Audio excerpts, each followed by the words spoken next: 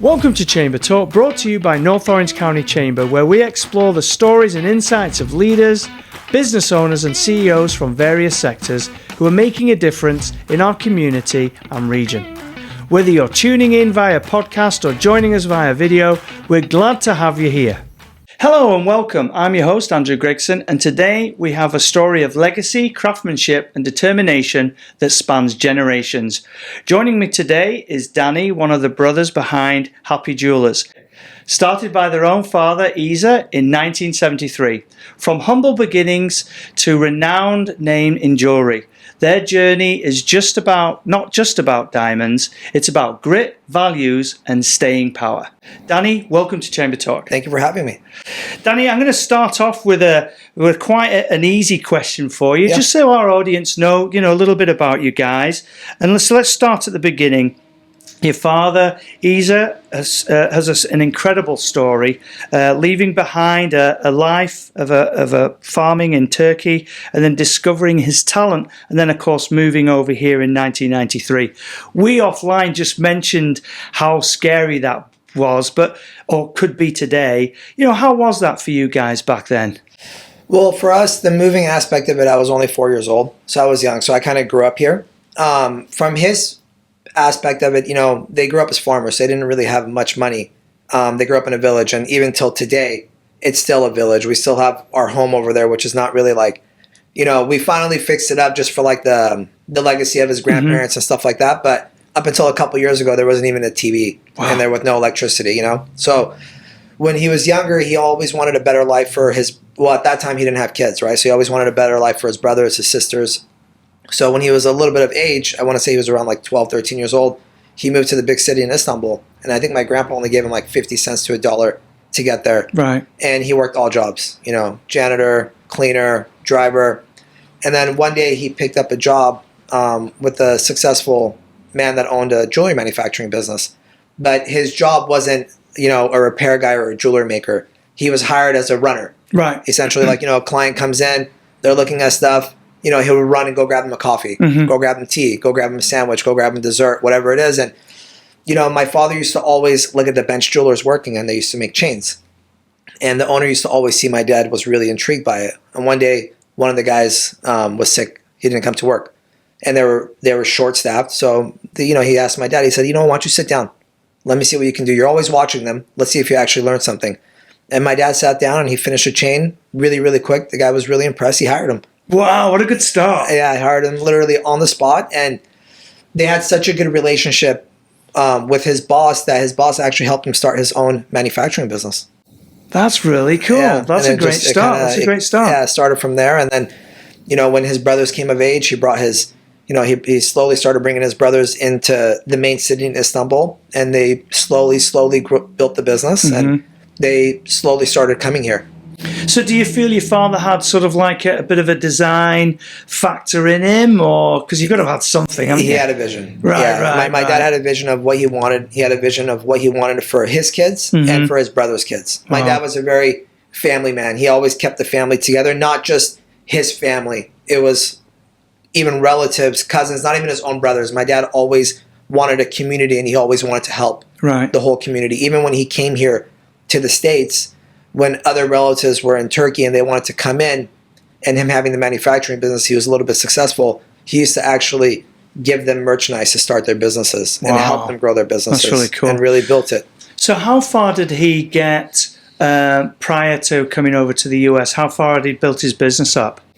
Oh, he built it. I mean, he had a very... Oh, he was already doing really well. Very successful business. But and then you uprooted and came... That takes some courage. Yeah. I mean, we were talking about that earlier. It's even now today, at these times, I don't know if I could pick up my kids and leave to a different country. And even with, having a solid foundation of money, I don't know if I can be able to go with no language. They didn't know how to speak English. Wow. And it's not like they were young. They couldn't just start going to school. Right. They literally built it from scratch with zero language, and they learned the language, and they also built a business at the same time. That's amazing. But he was a big designer. He knew exactly... He knew how to make jewelry. Right. He knew how to design it, and he was very meticulous. He was very...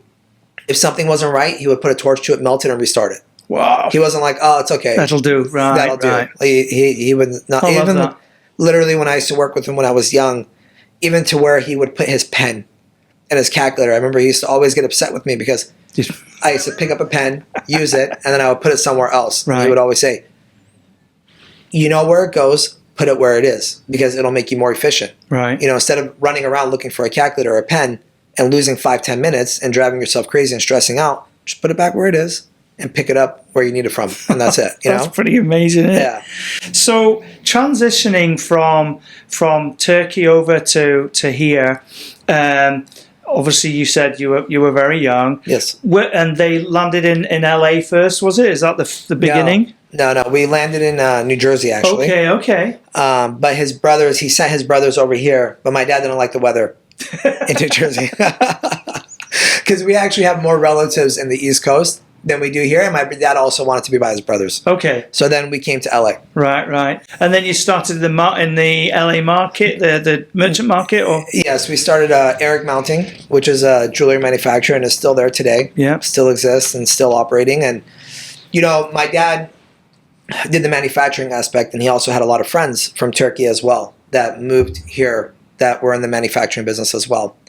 And in 2008, when the recession took place, a lot of these manufacturers were going out of business, right? Because it is what it is, right? They weren't having the orders that they were, and business slowed down for everybody. So what my father did is, because my father was never a flashy guy, right? Whatever he made, he put back into his business. Right. So when 2008 hit, he actually said, you know what, I'm going to switch my business around. I'm going to become more of a service business. Because when jewelers would come in, they weren't ordering 100 pieces anymore, 20 pieces, 30 pieces, 50 pieces. It was more like, okay, well, I need one piece, and that's all I need, right? So what he did is he created a service center downstairs. I said, you know what, I'm going to stock all the merchandise. I'm going to put it out. I'm going to stock all the mountings. He told some of his buddies, he said, you guys stay in business. Here are the molds. As I need them, I'll give you guys the orders so you guys don't go out of business, because you guys have families and you guys have homes and you have people to feed. Right. And his business even exploded even more, right? Because now jewelers were able to come in and the pieces were ready to go. Right. They were able to buy one piece or two piece, whatever the item was, and they could just go on their way. Wow. And my dad became really famous for that. That's really cool. Yeah. So then the jewelry market doing really well, as you were just mentioning there. When did you sort of like move away from LA and come over to Fullerton? So when my brother came of age, when he was 18 years old, he graduated high school. He walked into college, literally walked into the class and said, you know what? He went to Cal State Fullerton. He said, this is not for me. Literally, like walked in, picked up the phone, called my dad. My dad said, okay, no problem. You know, just come back. And my uncles had in Fullerton, there's a jewelry mart over there, and it's a bunch of kiosks, right? They're like, there's 29 kiosks in a big building, and everybody leases it. The owner subleases it to all the vendors there. One of my dad's customers wanted to retire and get out of the business. So my dad bought that business for my brother, which is known today as Happy Jewelers. It belonged to an Oriental family, and my dad said, you know what, keep the name. They've been in business there for 10, 15 years. Right. Don't get rid of the name. Keep the name. And we opened that one in 2001. Wow, look at that. Yeah. That's crazy. Yeah. So then how did you sort of like filter into the business? Because Gabe's not here, so sorry, he doesn't get the chance to share that now. But Danny, as you were growing up, was it something that really interested you, or? Yeah. Right, okay. Yeah. We've been around the business since we were like 7, 8 years old. Sure. And my dad didn't let us start from the top. Of course, that's the way to do. Start at the bottom, right? Literally, right. from cleaning the showcases. Totally makes sense. Because my dad always said, if you're able to perfect every aspect of your business, you know what capabilities you could ask your employees to do, and you have the expectations, but you also know what goes into it, right? Totally understand. So if you need to teach somebody, you know how to teach them. Right. But I started in the jewelry mart with my brother. My brother was a tough one too. You know, even growing up because he's 7 years older than me. Right. So even at 11, 12 years old, he used to make me go to work with him every single weekend. And I used to literally work at the store every single weekend. And then when I graduated, I started helping my dad. And then the Happy Jewelers was growing so fast that I went in and started helping my brother, and we grew it to what it is today.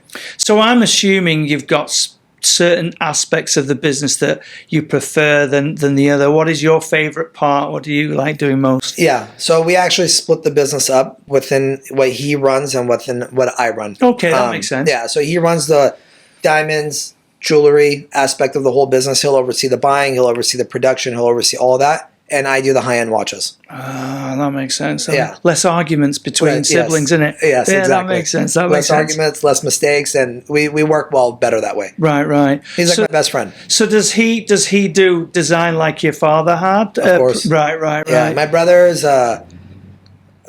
really smart. Right. I mean, his brain works differently, and I wish I had that characteristic of him. I mean, he's the type that, he used to sit there in the classroom and somebody would say something to him, or the teacher would say something, he wouldn't have to study.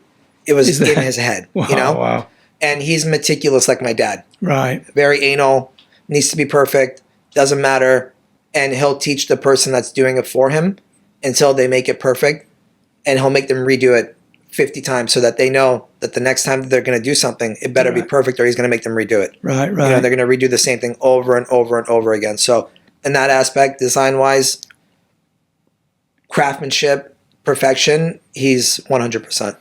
Now, watching Happy Jewelers grow into what you guys have it today, what would you say were some of the challenges that you faced along the way? And then, of course, sharing a little bit about the wins and what went right for you, just for folks who, thinking about business or doing in business themselves. Yeah, of course. I mean, challenges is with any business, right? It's growth. It's growing and maintaining that, the craftsmanship, the quality, and everything that still is in play, and also the family business role of it, right? We have a big business, we have 60, 70 employees, but if you walk in, it's still like a family-owned jewelry store. So I think that was some of the biggest challenges. Also production, hiring. I mean, finding good help is the hardest thing in the world, right? Is there still a lot of skilled, because you got to have some skills to be able to work on jewelry and stuff. Not easy. I was going to say there's less, is there? Yes, that's the hardest thing to find is a skilled jeweler, a skilled setter, and a watchmaker. I was going to say watchmaker. That's got to be really hard skills very, these very days. Tough. Thank God we got lucky, and all of our guys that have been with us had been with us for 20 plus years. Right.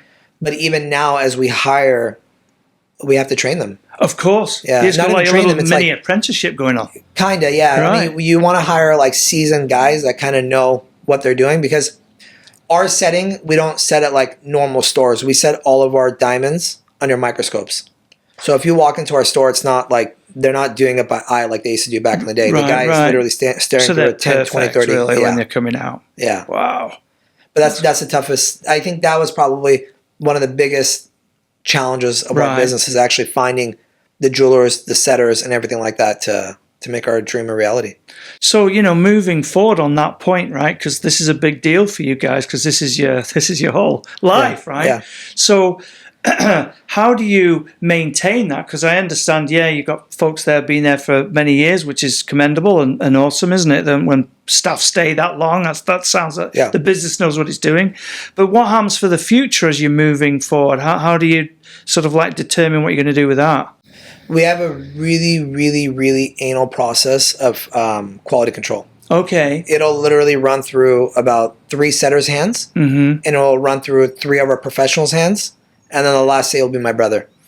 So you've almost got like a control center. So if somebody's learning still a little bit, they're still hands-on, and then in time they'd move up, I'm assuming, as they get better. Well, that's a cool way of doing it. All right. I mean, we even have, our production managers, to the assistant production manager, to the person that's, telling them what to do.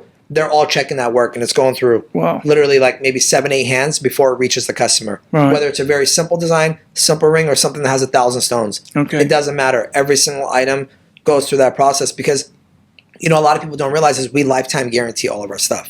Wow. Right? And it's not just because, we want the customer to get the perfect piece. Right. But we're also a business, right? If we don't build a perfect product and something breaks, a diamond falls out, or this happens, that happens, it needs this, it's going to cost us millions of dollars at the end of the year. Of course. So we want the customer to have a perfect item, because that speaks volumes, and that's your best advertisement, right? But then we also want the piece to last as well. Now, because we'll get to watches in a minute, because I know that's your love, because you just shared it with us. But when you, regarding your sort of like the jewelry side, how much would you say is the difference between folks buying what maybe you've designed and you've got in the store to how somebody wants something customed? Is there a big split there between clients? Or? I would say probably 60-40. Okay. 60 buying what we have in store versus 40 But our designs are different, though. Yes. Right? Like, you're not going to walk mainstream. in. Right. Yeah, like, you're not going to walk into our store and see a design that you're going to go to every other jewelry store. So you're going to almost feel that it's a personal piece, basically. Exactly. Right. Exactly. Right. That's amazing. And how far up do you go with pieces like that? What do you think is, if you were to, what's the most expensive piece you've ever manufactured or sold? I mean, we've sold pieces for $2 million. Wow. $3 million. Yeah, the sky's the limit. The reason why our store is unique and it's different is because you could walk in and you could buy a piece for $100. Sure. You could buy a piece for $500. If you want to spend $1 million, we have that as well too. Wow. You want to spend $2 million, we have that in stock as well. It's not like, oh, let me go get it for you. Wow. We have it there at the facility. That's why people love us, because with our customers, we don't want them to go anywhere. Of course. We want to service them for everything. It's a one-stop shop. And many people don't have that because you have to have the ability to stock it. Well, you're really a one-off. Like, it's not very often you have a store like that. Well, I wouldn't even say it's a store. It's almost like a workshop and everything, isn't it? All in one, where you have it all there, and you're able to service your clientele like that. That's amazing. Yeah. So moving on to watches, that's your particular game. Yeah. So what timepieces aren't that easy, are they? You know, there's lots of different ones out there. There's lots of different trends. What is it that sort of like magnetizes you to that industry? I enjoy it. I love it. I love watches, so I enjoy doing it. I love the horology behind it, the movements. I mean, some of these pieces that these watchmakers make are extraordinary. So when you're looking at it, and it's also like the history of it, right? They've been around for so long. They came through hurdles. I mean, a lot of these companies sometimes almost went bankrupt. There was one design that brought them all back to life. Right.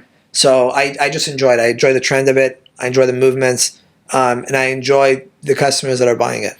And part of the store can, if somebody has, let's say, have an older timepiece, are they able to come in and you guys might be able to repair it or service it, or do you send it off, or how does that work? We do everything in house. Okay. Yeah, everything in house. You have a modern watch, you have a vintage watch, whatever you have. If it's not running, it's not working, or you just want to see what's wrong with it, bring it by. We have an in-house watchmaker that will actually diagnose it right then and there, and you can fix it as well. That's amazing. So I've got 2 timepieces that I was given from my great-great-grandparents. Really? Yeah. So they're from the 1800s. One runs and one doesn't. So I think I'm going to bring them in and see if you can have a look at them. Yeah, that'd be awesome. Please. That'd be awesome. I like that. Because I've been scared to send them to anywhere. Because, as you know, lots of people tell you they do something, but then they don't. They send it somewhere else, and actually learning somebody who does it is a big difference. Yeah, big time. And it's very, very hard to find that. I mean, as we were talking, watchmaking is a dying art. It is a dying art. You're right. You know, not many people. So it's like you find a good watchmaker, it's very, very difficult. Because there's a lot of watchmakers out there. They call themselves watchmakers, but they don't know how to work on items. No, not at all. Right? Because, you know, saying, hey, I can overhaul a Rolex. Rolexes are easier to overhaul. Right. Because they're so mass produced that a lot of watchmakers will study them and they'll learn it. But to know how to work on other movements is very, very difficult. Because other brands, they do these in-house movements and they're always changing and they're always evolving. So the watchmaker has to always be studying in order to learn it. Like, you know, there's perpetual calendars, there's tourbillon movements. There's some movements where if there's such new, like let's say it's a 2024 tourbillon and it stops working, there's even some movements where I'm like, all right, you know what, I'm not going to touch it either. I'm going to send it out to the manufacturer. Just makes sense too. And they're just going to fix it. Right. So what, on that point, you know, because this day and age we see a lot online about, you know, fake watches, handbags, jewelry, whatever, right? Yeah. Is this something, as time goes along, do you guys have to continue to learn, or is it something that's it's just easy to spot because fakers are getting better, or is this hits the industry, or you have to continue to learn? Right. Yeah, because they're making such good replicas right now of things that you need to constantly learn what those replicas are.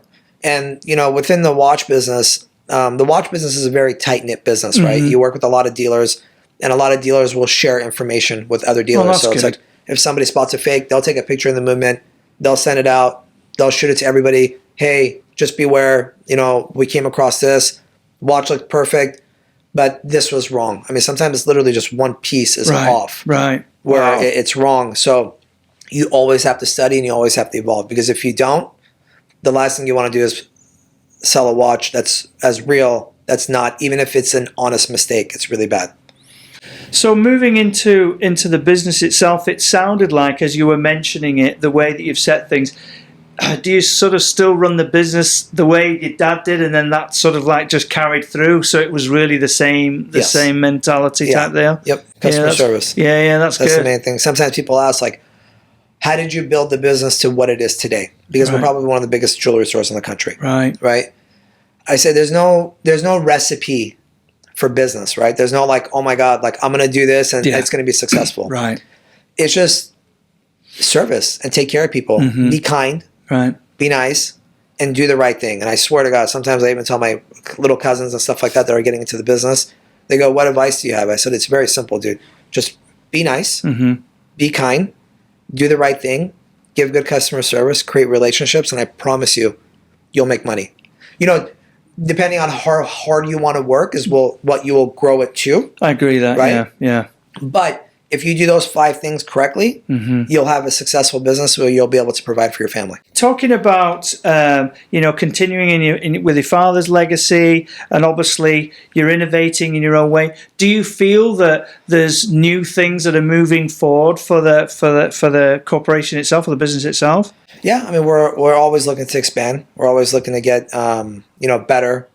And we're always looking for more space. I don't know if we would. Yeah. I don't know if there's any more buildings in Fullerton. I know.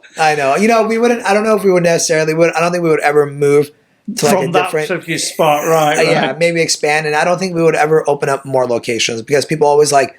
You know, we have a lot of customers out of state, right? We have a lot of customers in New York. We have a lot of customers. We have customers from everywhere. Well, yeah. Literally. Once you're founded like that, really, I mean, apart from if you need a larger manufacturing area, why would you move your place, right? Yeah. No, people are like, I have a lot of customers, let's say in Vegas or Texas or Fresno, open up a second location. I said, look, you tell me to open up a second location, but I said, if me and my brother are not there, it's going to be totally different. Of course, always is. Yeah, it's going to be very corporate. They're not going to be able to do certain things. You know, it's like a lot of times it's like, if me and my brother weren't there, 30-40% of the transactions might not happen. It's because the owners are there.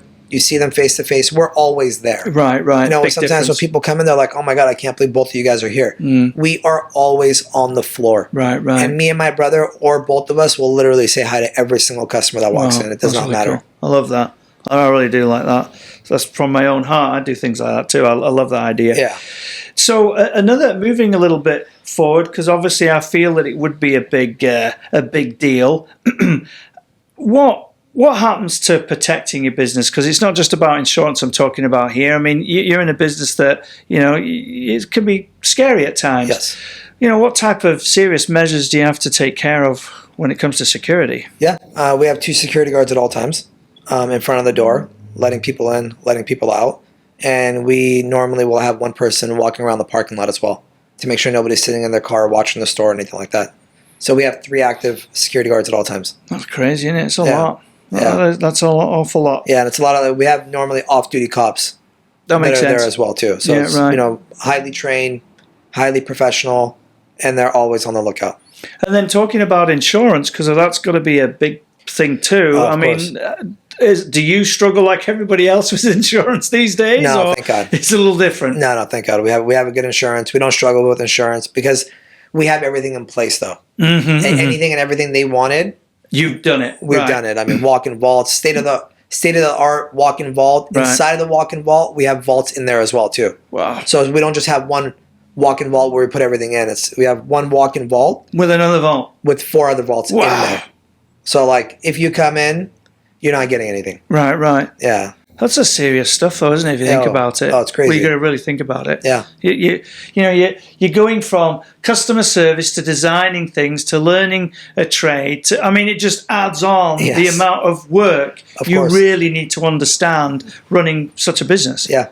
That's crazy. Yeah. So, in your spare time, right? What do you guys, when you're not there 7 days a week? What are you doing? We're family men. We have wife, we have kids, and we try to spend when we're not at work, we try to spend it with our family and our kids. Gabe has 4 kids. I have 4 kids.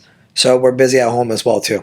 Do you think the kids are going to move into the industry when they're older? Yes. I hope so. Wow, I hope so. Yeah. I don't want to say yes. Like, I don't want to be that guy like, oh my God, you better take over my business. I'm done with it, Do you think there's at least one or two that are but interested? we have enough of them where, we have 8 of them. So I'm sure 1 or 2 of them will want to take over the business. So whose daughter was the one on the video? That was my daughter. It's not that nice. Oh, man. She has a mouth on her, I'll tell you that. I love that, though. Yeah. But that's cool. That's cute. She's probably going to be the one taking over there. I think so, yeah. She'll walk around with a little bag trying to sell the bag. She'll walk around with some jewelry cleaner and this and that. And she'll try to sell it to people for like $100. I'm like, Leah, I said, we give that stuff for free. You can't sell it. I love that. That was really cute. Yeah. That was really cool. Thank you. So as far as, folks, obviously they've heard of Happy Jewelers in town. Some people, I don't know, shoppers are different. Some folks feel a little bit intimidated when they walk into stores and things like that. I get that. Of course. Especially when you walk into a regular jewelry store, because like everybody ascends on you like you are the pie coming in, and they're doing. What sort of advice would you provide customers, whether they're just walking in and really thinking they want to, purchase something and not sure, right up to those who maybe want a special appointment because they're doing something very special? Yeah. That's one thing we always tell our employees is you always have to have a smile on your face and always be ready to help. And if a customer says, hey, you know what, I'm just looking, give me some time, back off. Don't think them, because it is intimidating walking into a jewelry store. Very, very intimidating. Even me, myself, I'm a jeweler. If I walk into like a Rolex store or another jewelry store, even I get nervous. Right. And I'm in the business. I understand everything. And even I get nervous. I can't tell. I wouldn't know what it would feel like to walk in trying to buy an engagement ring, right? It's like it's already such a big thing in your life that you're trying to do, and you're walking into a jewelry store. So our main thing is we're very friendly. We're very easygoing. And we have one of the funnest environments you'll ever be in. A lot of our customers say, we just want to come here and hang out. That's cool. Because, it's like we're laughing, there's music on, we're talking, we're messing around. It's not like you're not going to walk in, you're going to see like 20 salespeople in suits. Sure. It's a very casual environment. We're very easygoing, and we have a good time. So, that's good. I tell all customers, just walk in. Don't worry about it. That's awesome. That's awesome. Now, I know you both of you're very heavily involved in the local community. You want to share a little bit about what you do outside of work regarding community and things like that? We do a lot of charities throughout the whole community. We donate to a lot of the private schools around town, a lot of the public schools. Anything and everything we could do with charity, we do it because, God blessed us with a successful business. We want to give back, and we want to give back in any way we can. We just did this past Saturday with Mayor Blair from Brea. We did Shoes for Soldiers, where they raised money and they helped soldiers out that came out of the forest, like to whatever it is. I mean, diapers, getting them into jobs, making free suits for them and stuff like that. So anything and everything we could do, we do it, and we do a lot of it. That's really nice. That's a good thing. Yeah. So if somebody was, obviously being in the Chamber of Commerce, it's all about business and what have you. And, you're a very established business, very different to those who are starting off. In the world you see, you'd mentioned before about customer kindness and so on and so forth. What types of advice do you think you would share with somebody who's sort of in that, they're in business already, but they're finding it difficult? Because you've sat through those things yourself. Of course. You have to use the tools around you, right? I mean, you have to use social media. You have to use YouTube. You have to use Facebook. You have to use the community around you. You have to be involved in your community. You have to go out there, put yourself out there. Business is not easy, and nothing's going to come for free. A lot of people think I even have a lot of relatives or people within the business, man, you guys' social media is so good. I don't know how you do it. I go, it's a lot of work. It's not easy. Yeah, it's not. You make it look easy. Yeah, right. You just see the video popping up and you see that, but there's a whole team behind it. And you have to put the time, you have to put that effort into it.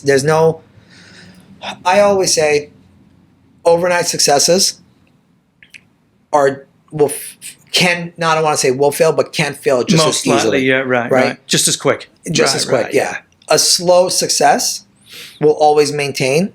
Keep going up. And it will keep going up as long as you keep doing the right thing. So I would say, put yourself out there, use the things around you, and be involved in the community. I love that. That's really cool. That's good. So, you've been around a good 50 years, right? Yeah. And have you got an anniversary coming up? Is that have you got to be nearly to some celebrational day. I mean, yeah, so he's gonna. I try not to think about it, but I'm sure we do. You sure you do? You sure you do? What would you say are maybe the things that affect your business in a positive way in commerce around you? So your jewelry. Who else around you assists in broadening your business? There's a thing in Fullerton. I don't know why I'm skipping out on the name. What he does is he brings all the businesses within each other, and everybody will put like a little bit of money every month, and they have like dinners and lunches and stuff like that.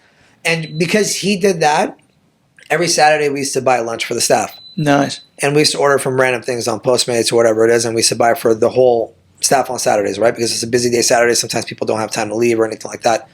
But because of him now, we only order within Fullerton. That's right? cool. To support the local businesses around there. And it's like, we're feeding 70, 80 people. Yeah, that's a lot of people. So, every Saturday we choose a different place and we give the business within then. I love that. That's really cool. That is nice. That's cool. But we do business with local. Exactly. But we do business within the whole Fullerton region. Right. Of course.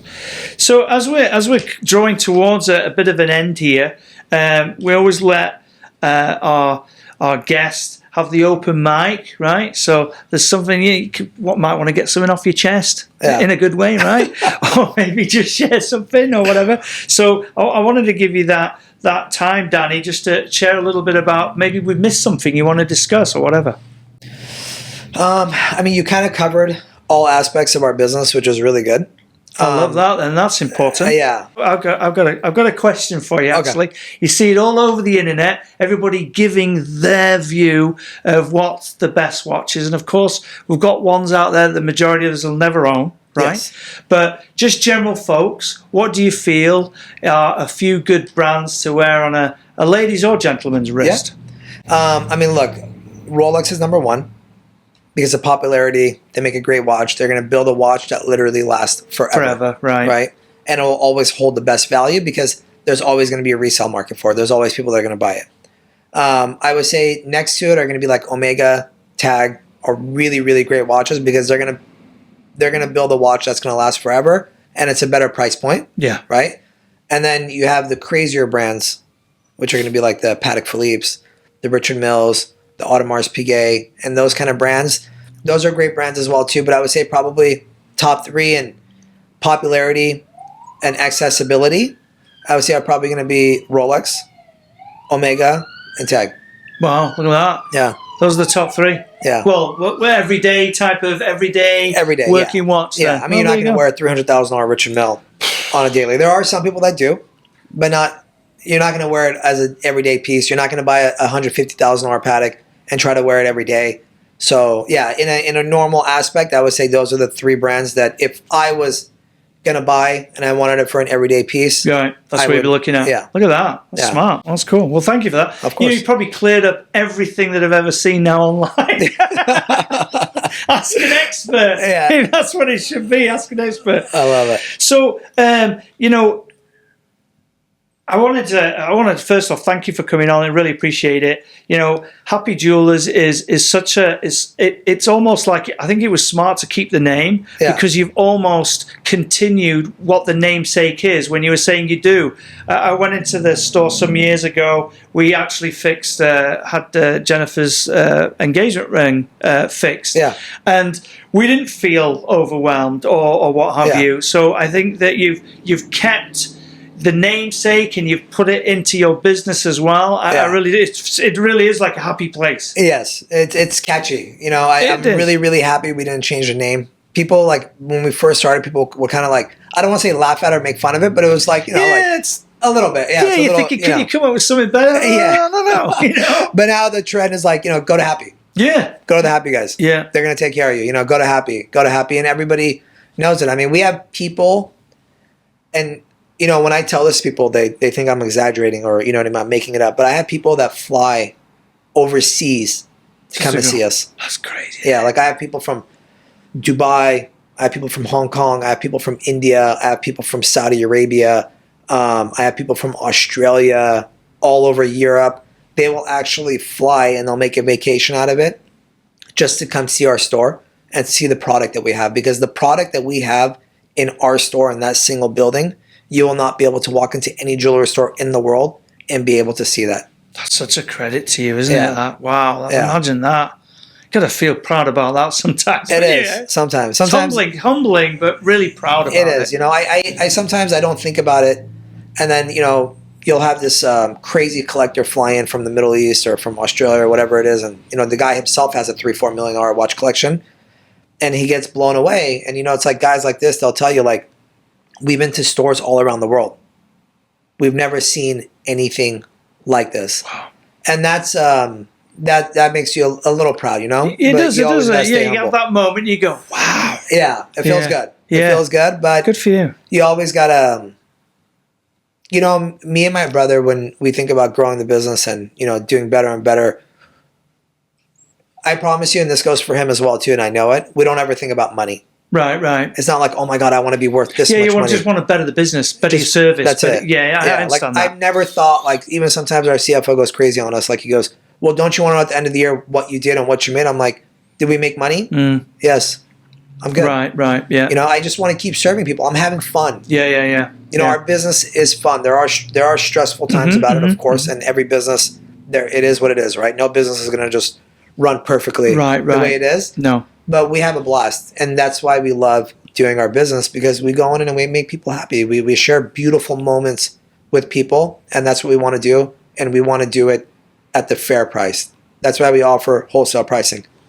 Can we charge more for product? Yeah, of course. Of course. Right. Because we have the name. Yeah. People trust us. We could charge more than a lot of other jewelry stores, but we don't do that. We keep our prices lower than every other jewelry store, and we make it affordable for everybody, no matter who you are. That's really cool. And I think you're definitely right there. Is if you're just chasing money, you're missing everything else in your business, aren't you? Because that's really your main focus. Yes. Yeah. It's like root of all evil. That's what they say, right? It's not fun anymore. It isn't. It isn't. No. Now it's You're like right. you're chasing for money. It's like, for what? Yeah. You're make right. people happy. Support your family. Because you're going to love what you do. That's it. And you clearly obviously love what you do. Yeah, So we have a good time. That's a good thing. We have a good time. That's cool. Well, Danny, thank you so very much for coming on today. Really do appreciate it. Listeners, thank you very much for spending time with us today on Chamber Talk. If you would like to catch more conversations with leaders shaping North Orange County, head over to chambertalk.podbean.com. And if you're watching on YouTube or tuning in through your favorite podcast platform, don't forget to subscribe and share. Want to stay in the loop with all the things in the business community? Visit nocchamber.com and hit sign up for news right in the middle of the homepage. Until next time, stay inspired, stay engaged, and keep building a stronger community.